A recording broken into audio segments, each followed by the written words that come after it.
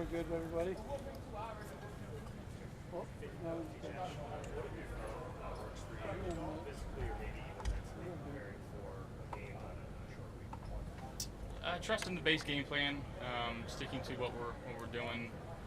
Obviously, being in this system for as long as I've been, I know it's been slightly altered over the course of the years, but just understanding, who we are and what we're trying to do on the offensive side of the ball, and just on shorter weeks, it kind of comes down to what you've practiced in training camp and really sticking to your base rules. But we feel like we've got a pretty good grasp of those. How scaled down is it compared to a regular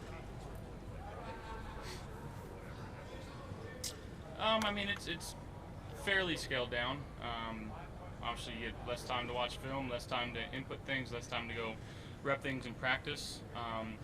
You typically carry over some stuff from the previous week if you didn't call it, just because it's fresh on the mind. So, our guys are doing a good job. Josh, saw you wearing a clear visor out of practice. Is that specifically for the nose? Yeah, we'll see. We'll probably wear it in the game. Just trying to get used to it. What is it like going? Like, what is it like wearing that? How does that impact any of your positions? It doesn't really impact much. It's weird to say, but it's a little warmer in there. Like your voice kind of echoes off of it too, so it's just a little bit weirder. Is that your first time wearing one quite like that? I mean, I wore one all throughout college. I don't think I've worn one in a game in the NFL. But it's all right. I'm a little bruised up, but we're all good. Josh, what has James meant to this offense? We talked so much about him this offseason, but it was almost contract related a lot of the time. And now it's just on the field related. And what he was able to do for you guys the other day with the 2 touchdowns, 130 yards, just how elite is he, I guess, for this offense? He's an absolute stud. He makes us a better team, and it's throughout the entire training camp and OTA portion, we understood that, we knew that. I'm just very proud of how he handled everything this offseason and didn't let it become a distraction, because he's looking as good as he ever has. So very, very happy for him and proud of him. And it's one of my favorite teammates I've ever had, because of how he's worked through some of the minutia, and he's just kept his head down and worked extremely hard. Josh, what's been working so well with the run game early on? I think it's our guys up front communicating well, understanding their assignments. Chrome and Austin, they do such a good job of displaying fronts and different types of looks that we're going to be getting throughout the week. We spent a lot of time on it, and it pays dividends on the field. And when you got a group that's smart, that talented, and you got backs that are willing to trust what they're seeing, typically you're going to get good results.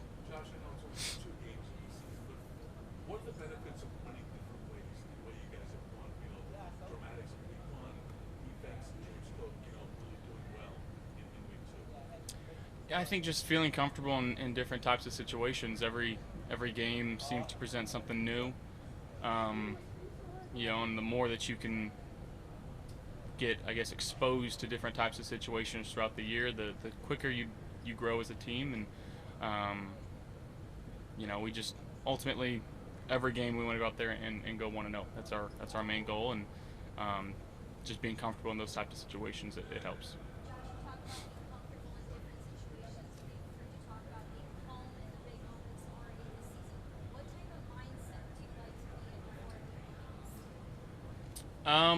Again, just visualizing good things happening, going over in your mind certain plays and just trying to see how they're going to happen before they happen. And ultimately, just being calm, cool, collected. That's all I'm trying to do. Josh, people really like your Ronja song with the Italian. What is the meaning behind that one for you? Where'd that one come from? Yeah, I mean, obviously we've got a nice little restaurant here in Orchard Park that we frequented a lot last year in the quarterback room. So yeah, it's just an ode to one of our favorite spots. And it refers to the Correct. Yeah, it is. Yeah. Did you take that into a Believe it or not, yes. Yes, we did. So it there's a different meaning behind it that we won't get into. We'll leave that up to internal usage, but yes, it does help that it is the everybody eats and eat good. So Is that still a thing? Everybody eats? last year? Yeah, I think it gets talked about less, but it's still the mindset that we have. It's guys going out there and doing the jobs that typically you're not going to get thrown in the stat sheet for it. It's guys running off on an influence in the middle of the field and opening up an in cut. It's receivers going in and getting a safety or getting a DB and allowing Jimbo or Ray or Ty to open up a lane and squeak through it. It's chasing the ball. It's everything that we kind of preach around this building. It's just really kind of be a good teammate. And we got a lot of really good, fantastic players, but even better teammates on this team. So after the game on Sunday, your teammates praised you a lot for the nose and getting back out there a couple plays later. Has the praise turned into now people making fun of you or joking? Why would they do that? Well, Spencer Brown said you looked like a different teammate. Who's down there? Yeah. Yeah, I'm the third Bosa brother in the league.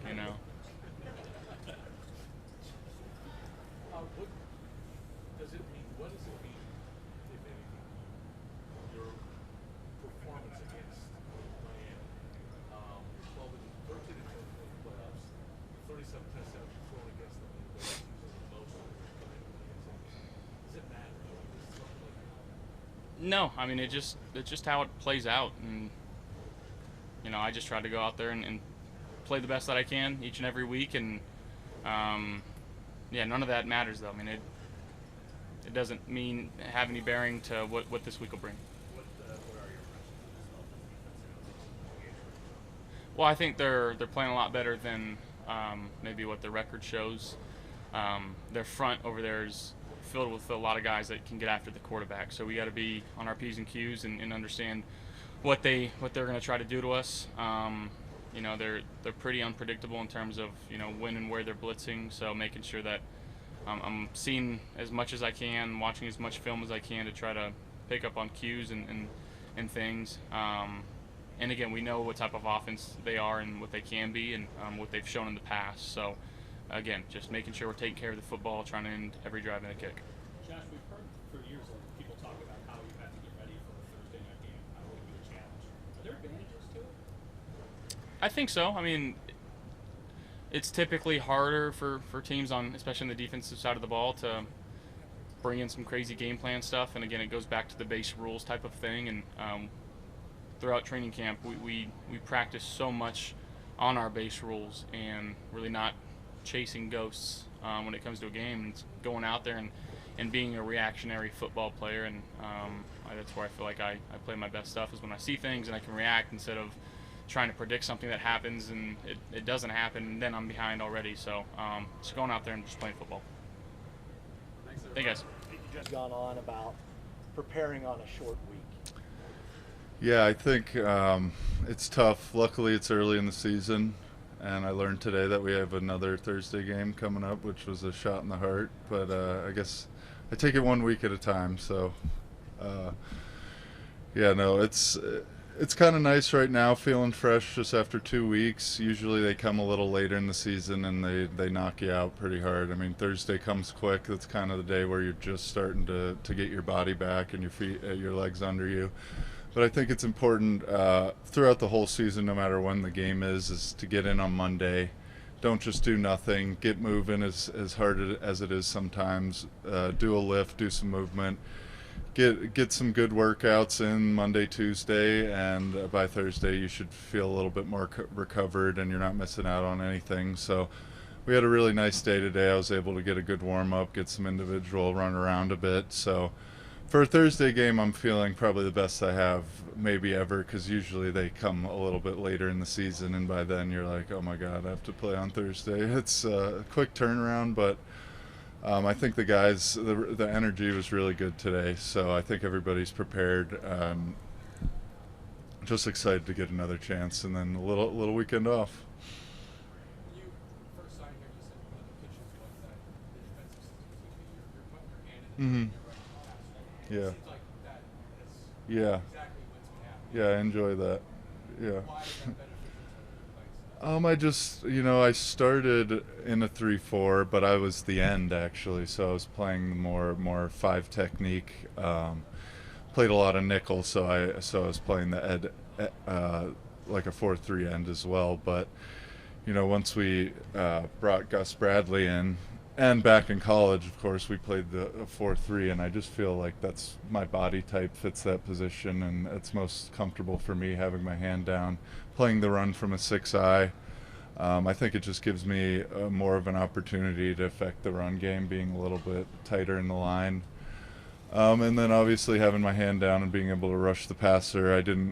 Early on when I tried playing out of a 2-point, I really didn't enjoy that. I thought it messed up my get off a lot of times where I was patting my feet and not getting off the ball. So I'm kind of getting back to my roots and, what I played throughout my entire career, college, and it was easy to pick up, and yeah, it's been enjoyable. There's been a lot of talk about it. You look like you're having more fun up there. Sean and Tommy both mentioned it yesterday. Beyond the scheme, what is it about this team that's allowed you to maybe turn back the clock a little bit? Yeah. And enjoy yourself more? Yeah, the energy is just super fun, and I feel like I've connected with these guys a lot in a short period of time. It already feels like I've been here for years. Especially the D-line group, I feel like we as a team try to spend a lot of time together, and then obviously you feel closer and you want to play harder for these guys. But I think just it being a new situation, a fresh start for me, I feel like I'm just trying to make the most of it and trying to have fun. And when you're winning and you're playing well, it's easy to have fun. So it'd be great to keep that rolling, but I know that doesn't happen every single week. So right now it's just about forgetting about the last game, moving on, and taking care of my daily routine to the best of my ability to make sure I'm prepared when those games come, and hopefully we win more than we lose. Your family, your parents, they'll be, you and your brother play on opposite sides of the country. How does your family, your parents, Yeah. pick which game to go to? Yeah, they're traveling a lot. Usually my mom would come out and see my game and then stay for a few days and then go to San Fran. So now she's in and out, which isn't bad. But yeah, they love coming out here. Got a nice place that we're renting.